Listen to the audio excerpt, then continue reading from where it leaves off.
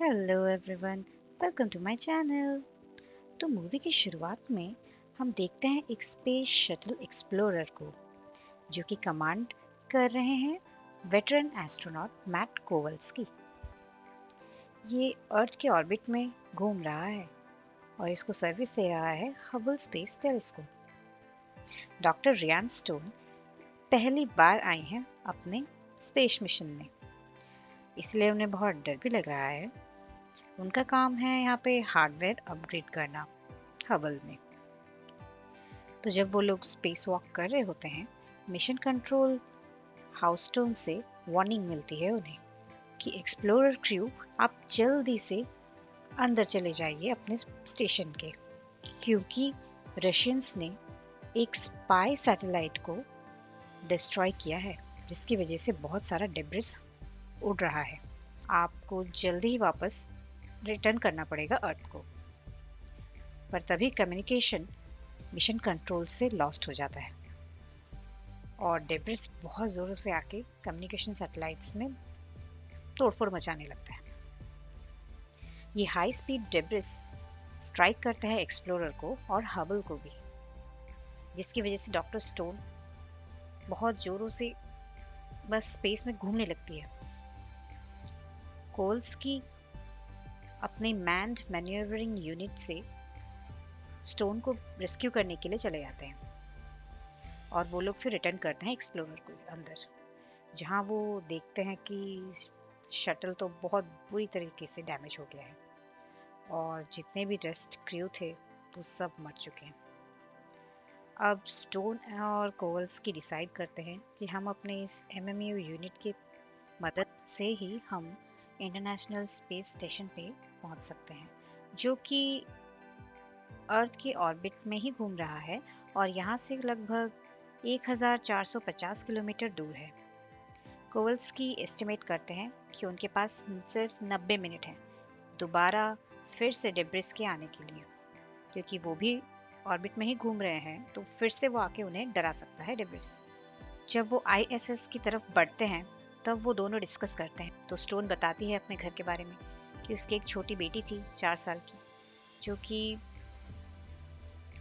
इतनी कम उम्र में ही चल बसी एक एक्सीडेंट की वजह से। तो जैसे ही वो लोग स्टेशन की तरफ बढ़ते हैं, वो देखते हैं कि आईएसएस का क्रू उस जगह को छोड़कर ऑलरेडी जा चुके हैं और वहाँ पे 2 सोयूज स्पेसक्राफ्ट थे, जिनमें से सिर्फ अभी एक ही स्पेसक्राफ्ट है जिसमें कि पैराशूट भी डैमेज हो चुका है और दूसरे स्पेसक्राफ्ट से खुद आईएसएस के क्रू मेंबर्स इवैक्यूएट होके जा चुके हैं और जो बचा हुआ है उससे वापस जाना तो पॉसिबल नहीं है। तो कोवास्की सजेस्ट करते उन स्पेस स्टेशन के अंदर एयरलॉक में घुसने लगती है, पर वो अब और कोई कम्युनिकेशन नहीं कर पाती है कोवल्स्की के साथ या अर्थ के साथ, और खुद समझ जाती है कि वो अब अकेली ही है स्पेस में। जो करना है उन्हें खुद ही करना है। अब स्टेशन के अंदर जोर से आग लग जाती है, जिसकी वजह से उन्हें बहुत जल्दी भागना पड़ता है सोयूज के पास। सोयूज के अंदर घुसते ही वो देखती है कि सब बहुत ही अलग भाषा में लिखा हुआ है, तो एक बुक खोलकर उसको पढ़ने लगती है कि कैसे मैं इसको जल्दी से चला सकूं इस सोयूज को।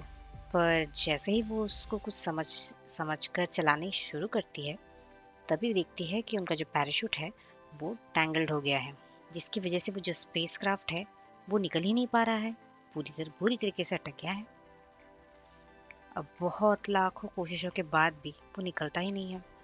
तो स्टोन को यही सोचना पड़ता है कि अब तो मुझे स्पेस वॉक करके फिर से बाहर जाना ही पड़ेगा और केबल्स को काटना ही पड़ेगा, वरना ये पॉसिबल ही नहीं है कि मैं यहाँ से निकल पाऊँ। तो बड़ी मुश्किल से थक हार के वो काट ही देती हैं उस केबल्स को। तभी जब फिर से वो मलबा आने का समय हो जाता है और वो मलबा आते ही पूरे स्टेशन को डिस्ट्रॉय कर देता है, पर सही समय पर, क्योंकि केबल्स कट हो गए होते हैं, इसीलिए वो स्पेस क्राफ्ट पकड़ के निकल जाती है तियांगोंग की तरफ। वो एंगल भी बना लेती है तियांगोंग की तरफ जाने के लिए, मगर बहुत जल्दी उन्हें पता चल जाता है कि सोयूज का इंजन तो बिल्कुल खाली है, उसमें तो कोई फ्यूल है ही नहीं। ऐसी सिचुएशन में अगर कभी आप फंस जाएं तो क्या करेंगे आप? मेरी तो हालत ही खराब हो जाएगी ये सोच के कि कोई और है ही नहीं। फिर डॉक्टर स्टोन अर्थ के साथ संपर्क बनाने की बहुत कोशिश करती है, मगर उन्हें कहीं का कनेक्शन लगता भी है, मगर उस आदमी की भाषा उन्हें कुछ समझ नहीं आती है। वो कुछ कुछ बोलता रहता है, वो समझ तो नहीं पाता उनकी भाषा, पर फिर भी उन्हें लगता है कि किसी आखिर कोई तो मुझे सुन रहा है, मैं अकेली तो नहीं हूँ। मगर फिर थक हार कर वो सब कुछ बंद कर देती हैं और रेडियो कम्युनिकेशन बंद कर देती हैं और सब कुछ शट डाउन कर देती हैं। कैबिन का ऑक्सीजन भी कम कर देती हैं और रेडी हो जाती हैं अपने आप को सुसाइड करने के लिए। जैसे ही वो अपने होश खोना शुरू करने लगती हैं, तभी वहाँ पे विंडो पे कोई नॉक करता है। अचानक से वो आँख खोलकर देखती हैं तो वहाँ पे कोवल्स्की रहते हैं। वो वहाँ से उस कैप्सूल के अंदर एंटर करते हैं और डॉक्टर स्टोन पे बहुत गुस्सा करते हैं कि तुम ऐसे कैसे हार मान सकती हो, अपनी ज़िंदगी को खुद कैसे ख़त्म कर सकती हो। और उन्हें कहते हैं कि सोयूज़ के सॉफ्ट लैंडिंग रॉकेट्स को उन्हें प्रोपेल करना चाहिए टैंगोंग की तरफ। अगर वह ऐसा करेंगी तो ज़रूर वो पहुंच पाएंगी वो रॉकेट्स की मदद से। पर ऐसा कहते ही वहाँ से कोवल्स्की गायब हो जाते हैं और डॉक्टर स्टोन को समझ में आ जाता है कि ये सच में कोवल्स्की नहीं थे, ये बस उनका एक हेल्यूसिनेशन था। पर उन्हें बहुत ताकत मिलती है और वो फिर से सोचती है, नहीं मैं यहाँ मर नहीं सकती, और स्पेसक्राफ्ट का ऑक्सीजन फ्लो फिर से बढ़ा देती है और जहाँ पे लैंडिंग रॉकेट्स होते हैं उनको प्रोपेल करने के लिए शुरू कर देती हैं प्रोपेल करने का मशीन।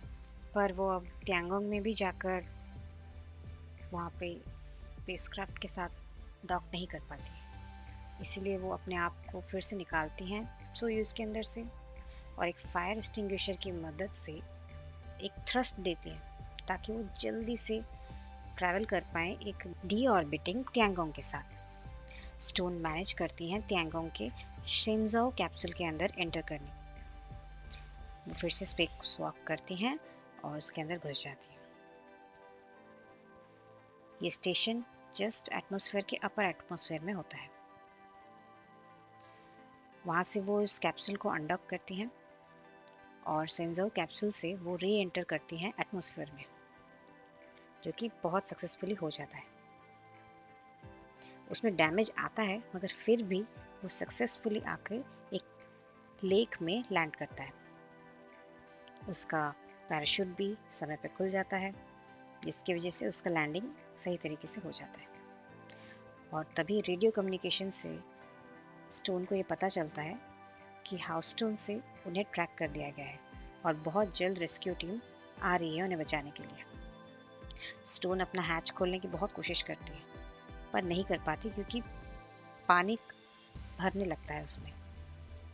तो वो बहुत बड़ी सांस लेती हैं और कैप्सूल जैसे धीरे धीरे सिंक करने लगता है तो वो अपने आप को अलाउ करती हैं उसमें सिंक होने के लिए।